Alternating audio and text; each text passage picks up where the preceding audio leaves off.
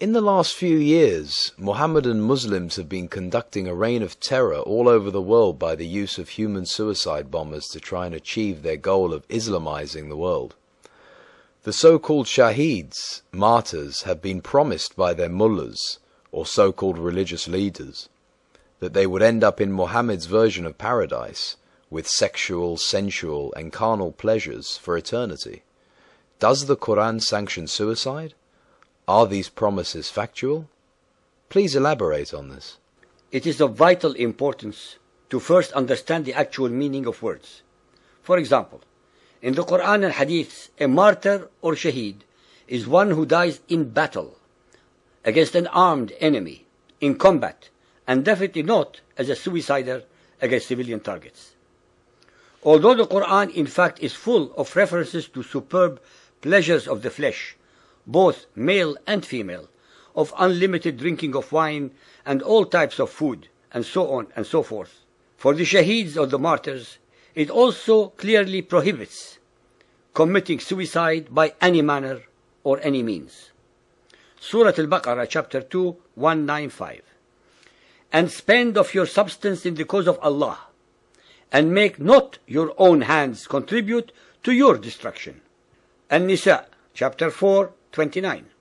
O ye who believe, eat not up your property among yourselves in vanities, but let there be amongst you traffic and trade by mutual goodwill.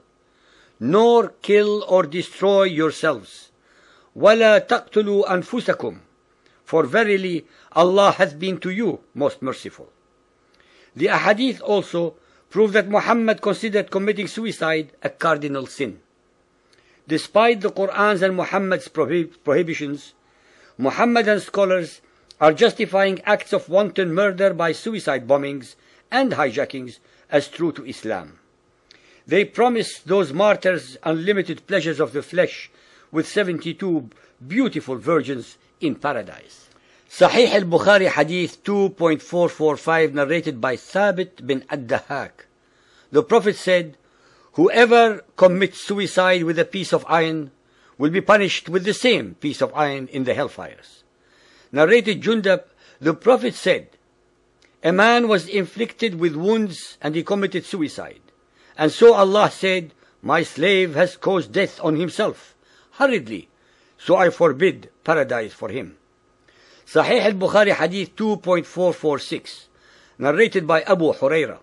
The Prophet said, he who commits suicide by throttling shall keep on throttling himself in the hellfire forever. And he who commits suicide by stabbing himself shall keep on stabbing himself in the hellfire. Sahih al-Bukhari Hadith 8.73, 8.126 and 8.647, narrated by Thabit bin ad-Dahhak. And if somebody commits suicide with anything in this world, he will be tortured with that very thing on the day of resurrection. Hadith Qudsi Hadith 28. There was amongst those before you a man who had a wound. He was in such anguish that he took a knife and made with it a cut in his hand. And the blood did not cease to flow till he died.